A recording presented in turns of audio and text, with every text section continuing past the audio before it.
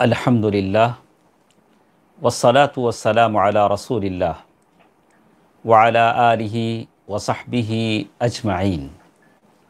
محترم حضرات و خواتین، اللہ تبارک و تعالی ہم تمام کو اپنی عافیت میں رکھے، امن و امان میں رکھے۔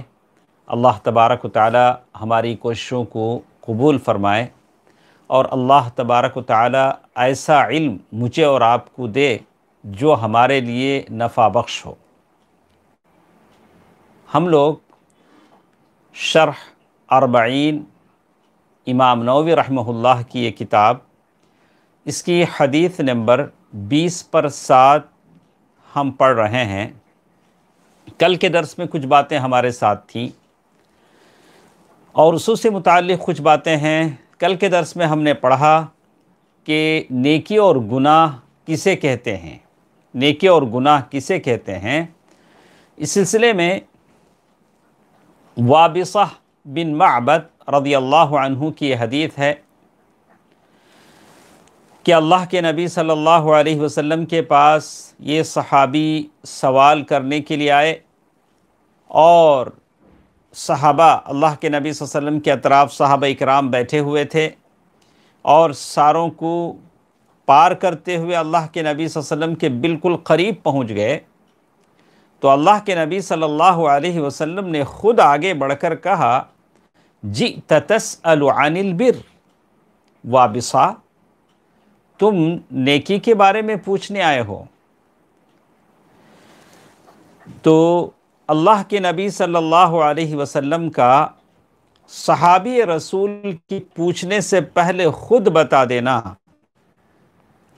اس کے بارے میں علماء سلف کہتے ہیں وَهَذَا مِنْ عَلَامَاتِ النُّبُوَّةِ، یہ اللہ کے نبی صلی اللہ علیہ وسلم کے نبوت کے علامات میں سے ہیں۔ أَن يُطْلِعَهُ اللَّهُ عَزَّ وَجَلَّ عَلَى مَا جَاءَ مِنْ أَجْلِهِ وَابِصَةً قبل ان يسألہ،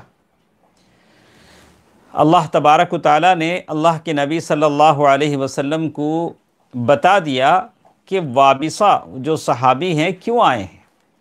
حالانکہ انہوں نے بتایا تھا کہ میں نیکی کے بارے میں پوچھنے آیا ہوں، اللہ کے نبی صلی اللہ علیہ وسلم نے خود آگے بڑھ کر بتا دیا کہ تم نیکی کے بارے میں پوچھنے آئے ہو۔ پھر اللہ کے نبی صلی اللہ علیہ وسلم نے بڑی تفصیل کے ساتھ ان کو سمجھایا، کہا ان البر، کہا کہ البر مطمئنت الیہ النفس، نیکی وہ ہے جس پر دل مطمئن ہو جائے، جس پر نفس اطمینان کا اظہار کرے۔ اطمینان کسے کہتے ہیں؟ ضد القلق والاغتراب، ایک طرح کی جو پریشانی اور تنگی جو محسوس ہوتی ہے دل میں، اس کے مخالف چیز ہے اطمینان۔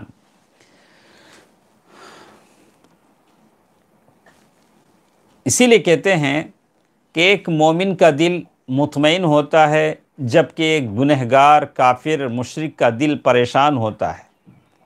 اور پھر اللہ کے نبی صلی اللہ علیہ وسلم نے ایک بات کہی، جیسے کل ہم نے پڑھا، وَالْإِثْمُ مَا حَاكَ فِي النَّفْسِ وَكَرِهْتَ أَن يَطَّلِعَ عَلَيْهِ النَّاسِ، اور گناہ یہ ہے کہ جو تمہارے دل میں کھٹکے اور تم ناپسند کرو کہ لوگ اس سے آگاہ ہو جائیں، تم ڈرو کہ کہیں لوگ میرے گناہ کو نہ دیکھ لیں۔ تو شیخ لکھتے ہیں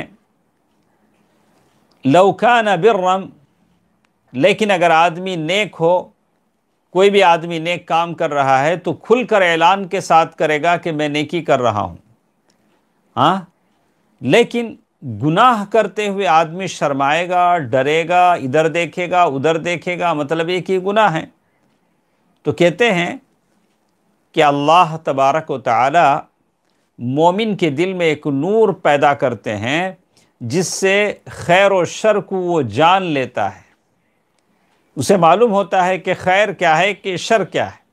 جیسے اللہ تبارک و تعالی نے سورۃ الانفال آیت نمبر 20 پر 9 میں فرمایا، ان تتقوا اللہ یجعل لکم فرقانا، اگر تم اللہ تبارک و تعالیٰ سے ڈرو گے تو اللہ تبارک و تعالیٰ تمہیں تمیز کرنے کی طاقت دے گا، تم فرق کر سکو گے کہ نیکی کیا ہے اور برائی کیا ہے۔ الفرقان هو التمیز بین الخیر والشر، فرقان کسے کہتے ہیں؟ وہ فرق کرنے کی وہ طاقت ہے جو اللہ تبارک و تعالیٰ عطا فرماتے ہیں کہ نقصان پہنچانے والی کیا چیز ہے، نفع پہنچانے والی کیا چیز ہے، خیر کیا ہے، شر کیا ہے۔ یہ ساری چیزیں اللہ تبارک و تعالیٰ کی طرف سے آدمی کو عطا ہوتی ہیں۔ پھر اللہ کے نبی صلی اللہ علیہ وسلم نے وابصہ بن معبد رضی اللہ عنہ صحابی کو بتایا کہ خیر کیا ہے، شر کیا ہے، اور پھر اللہ کے نبی صلی اللہ علیہ وسلم نے ایک بات کہی۔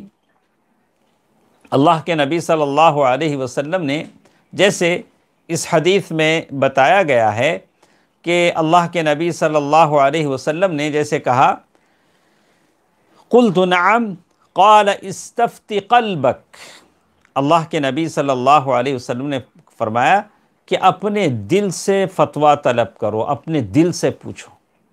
کل کے درس میں ہم نے سنا کہ یہ اس دل کی بات ہے جو قلب سلیم ہو، اپنے دل سے پوچھو۔ نیکی وہ ہے جس سے نفس اور دل مطمئن ہو جائے، اور گناہ وہ ہے جس سے تمہارا نفس کھٹکے۔ وَإِنْ أَفْتَاكَ النَّاسِ، بھلے تم کو لوگ فتویٰ دے دیں لیکن تمہارا دل کھٹکتا ہے تو اس کے قریب مت جاؤ۔ بھلے لوگ بہت سارے ہیں، لوگ اپنا ایک مطلب بنا لیتے ہیں کہ مجھے ایسا کرنا ہے، اور پھر وہ لوگ کیا کرتے ہیں، مختلف مشائخ ہیں ان کو الگ الگ سے سوال کر کے پوچھتے ہیں، اور اپنے جب تک جواب ان کے حق میں نہیں مل جاتا وہ سوال ہی کرتے رہتے ہیں، اور جب جیسے انہوں نے اپنا یہ بنایا ہے ویسے کسی شیخ سے فتویٰ مل جاتا ہے تو کہا الحمدللہ مجھے تو مل گیا۔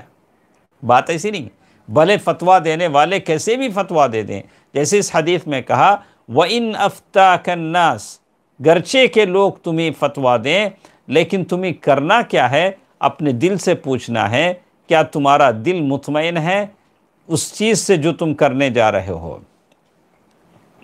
جیسے کہا اس شرح میں آگے چل کر کہتے ہیں لِأَنَّ الْعِبْرَةَ لَيْسَتْ بِمُجَرَّدِ الْفَتْوَى مِنَ الْعَالِمِ، یہ نہیں کہ کسی عالم نے فتویٰ دے دیا چلو عمل کر لو۔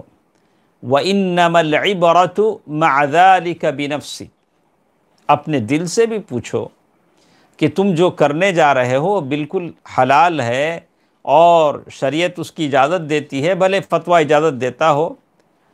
ہاں اگر تمہارا نفس مطمئن ہے اور تم جانتے ہو کہ چیز، جیسے ایک آدمی ہے اس کے پاس دو طرح کی کمائی ہے، حلال کی، حرام کی،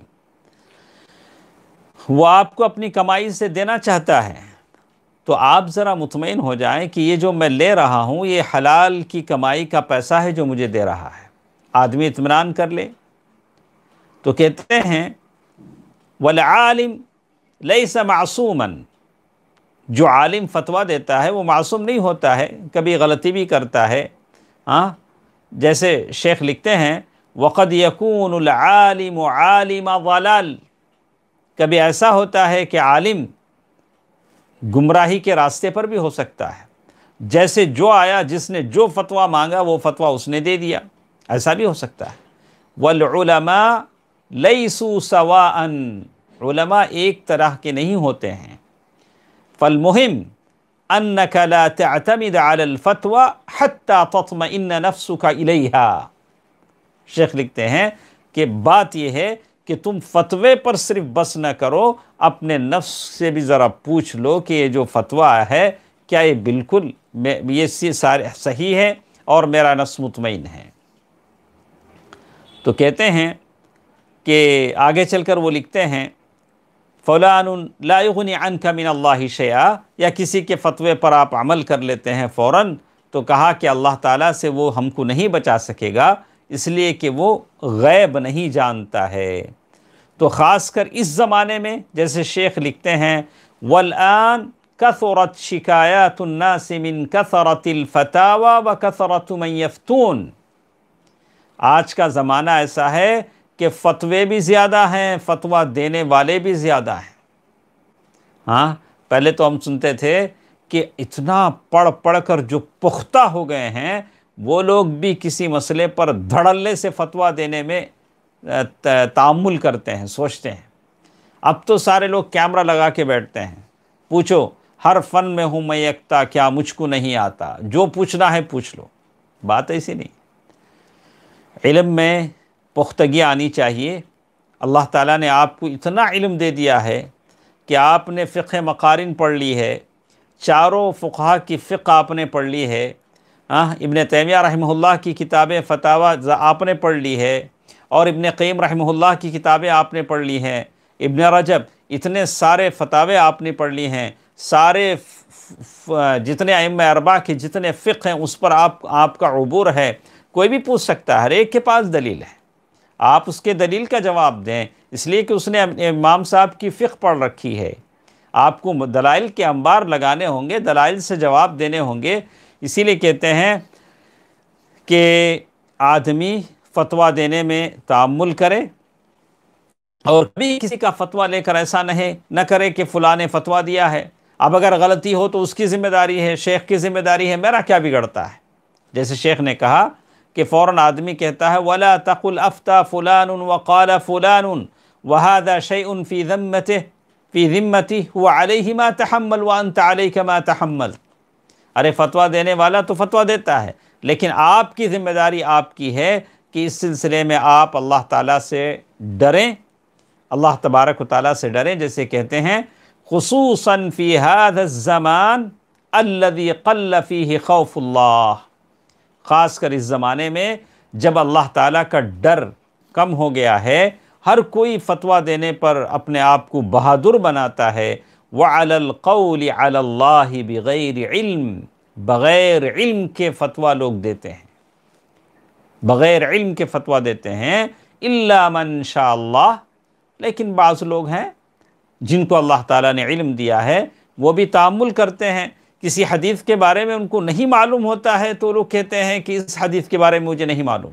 ہم نے مشائخ سے سنا ہے، ابھی بھی جو مشائخ فتویٰ دیتے ہیں فوراً کہتے ہیں کہ اس حدیث کے بارے میں مجھے علم نہیں ہے، اس مسئلے کے بارے میں نہیں جانتا ہوں، یہ چیز ہونی چاہیے۔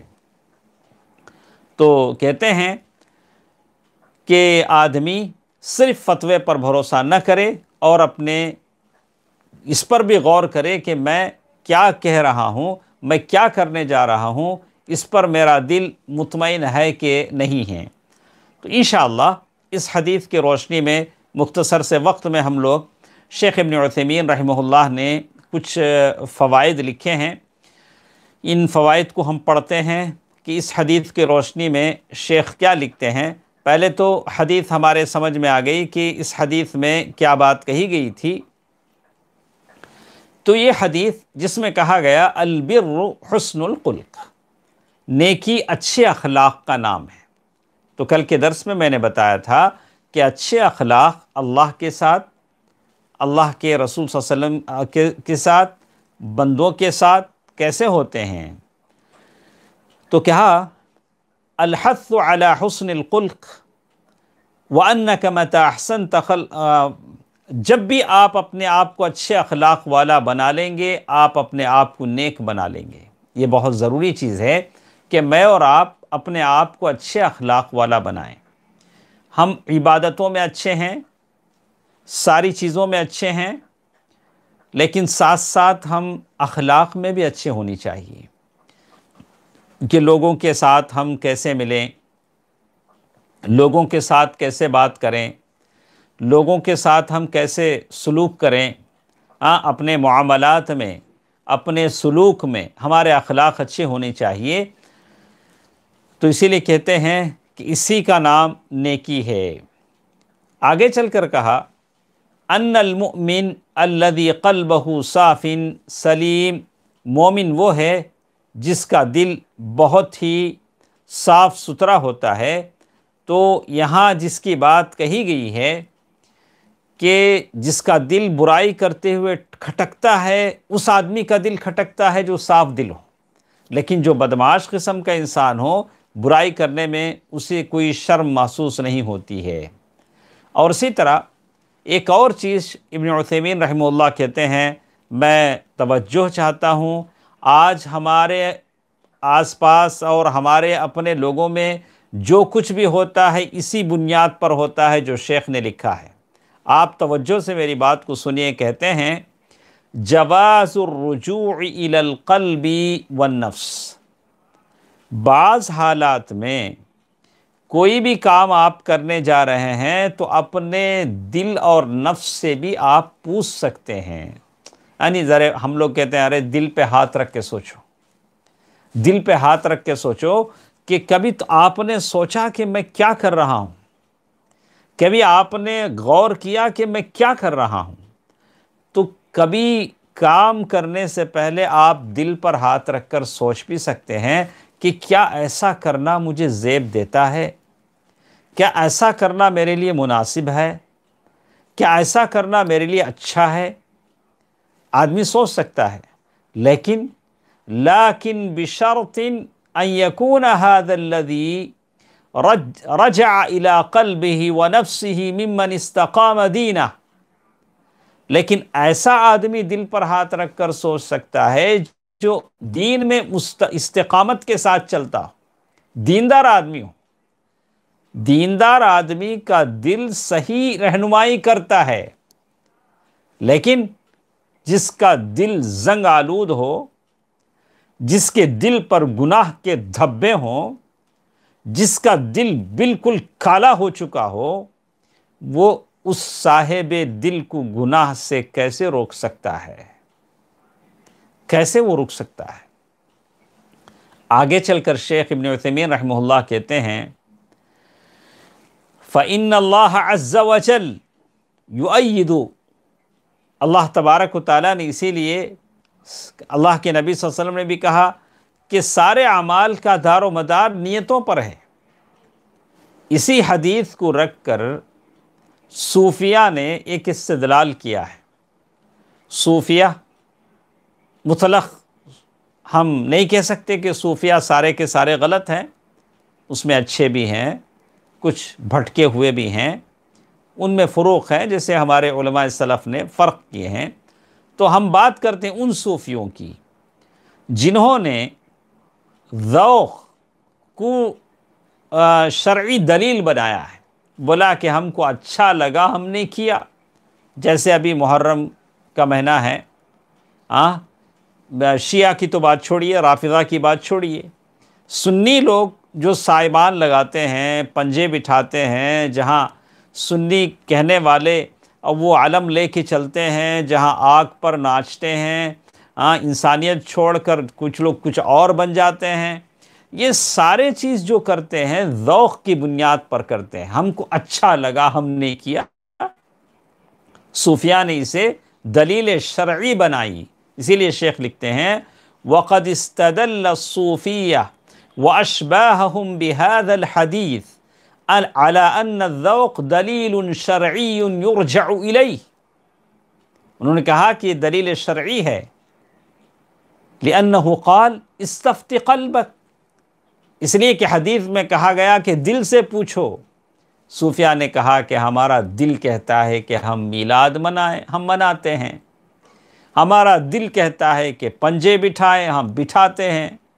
آپ کا دل سے پوچھتے رہو تو پتہ نہیں کیا کیا کہنے لگے، کیونکہ دل ہی سڑا ہوا ہے اور دل ہی بالکل کالا ہو چکا ہے، تو پتہ نہیں وہ کیسے کیسے رہنمائی کرے گا۔ فَمَا وَافَقَ عَلَيْهِ الْقَلْبُ فَهُوَ بِرٌّ، انہوں نے کہا کہ دل جس کی طرف لے جائے وہ نیکی ہے۔ فَيُقَال، ایسے لوگوں سے کہا جائے گا هَذَا لَا يُمْكِن، بھئی یہ تو نہیں ہوگا، اس لیے کہ اللہ تبارک و تعالیٰ نے ان لوگوں کو غلط کہا جنہوں نے ایسی چیزوں کو دین بنایا جن کی اجازت نہیں ہے۔ دین وہ ہے جو اللہ تبارک و تعالیٰ بتائے یا اللہ کے نبی صلی اللہ علیہ وسلم کے زبانی اللہ بتائے، یہی دین ہے۔ تو آپ اگر اپنے ذوق کو دین بناتے ہیں، ہم کو اچھا لگا ہم نے کیا، اچھا ہی تو کیا ہے، غلط کیا ہے، ارے اس کی بھی تو کوئی دلیل ہونی چاہیے۔ اور آپ کو بھی یاد ہے اس حدیث میں وابصہ بن معبد رضی اللہ عنہ صحابی ہیں، لوگوں کو پار کر کے اللہ کے نبی صلی اللہ علیہ وسلم کے قریب آ کر بیٹھے ہیں۔ صحابی کو اللہ کے نبی صلی اللہ علیہ وسلم کہہ رہے ہیں کہ تم اپنے دل سے پوچھو کس دل کی بات کر رہے ہو، صحابی کے دل کی۔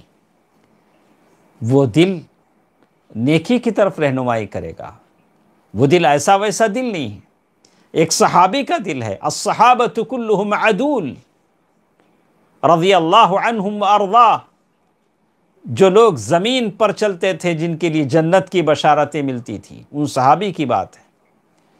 ثم ان الخطاب هنا لرجل صحابی حریص علی تطبیق الشریعہ، ایسے صحابی جو شریعت کے مطابق زندگی گزارنا چاہتے تھے اور ان کا دل صحیح چیز کی طرف رہنمائی کرے گا، ایسی چیزوں کی طرف لے جائے گا جو اللہ تبارک و تعالیٰ کو محبوب ہو۔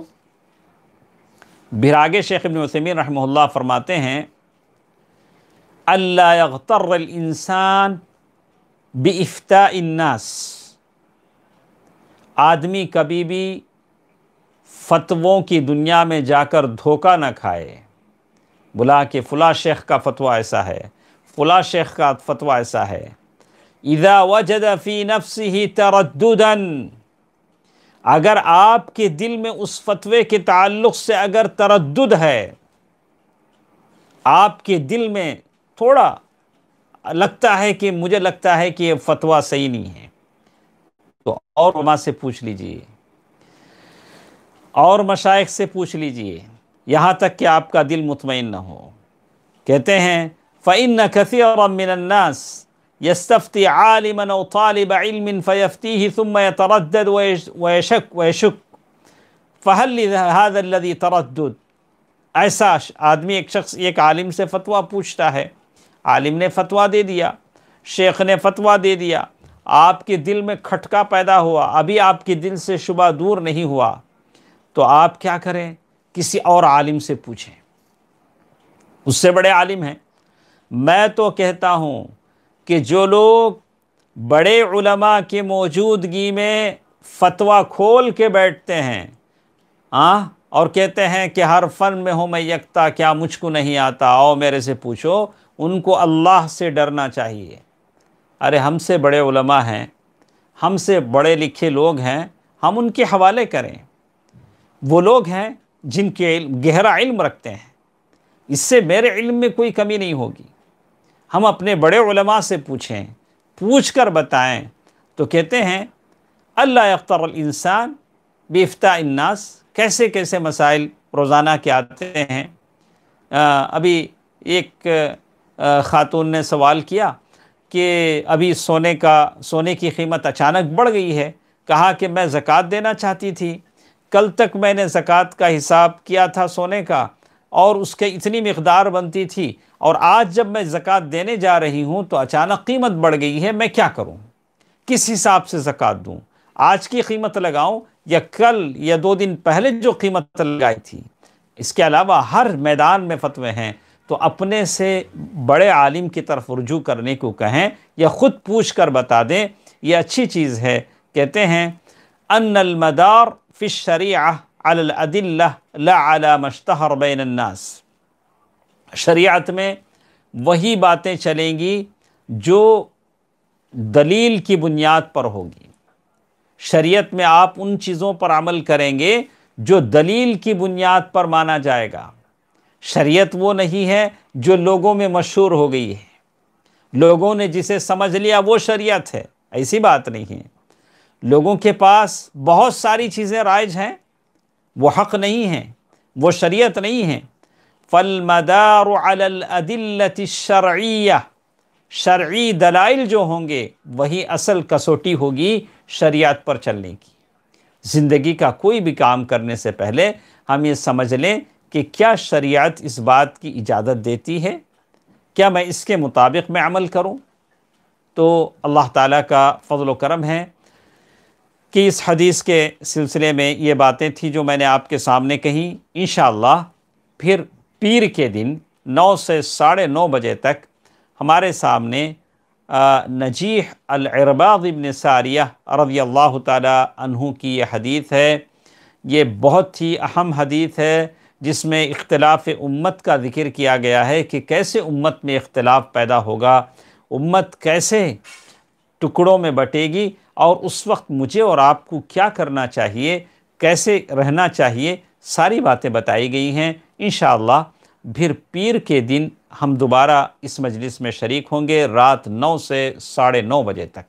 اور پھر ان دنوں جس سے ہم گزر رہے ہیں، یہ محرم حرمت والے مہینے محرم کے ایام ہیں، اور خاص کر شروع کے 10 دن، اور پھر ہمارے پاس عاشوراء کا روزہ بھی ہے جو 1 سال کے گناہوں کا کفارہ ہے۔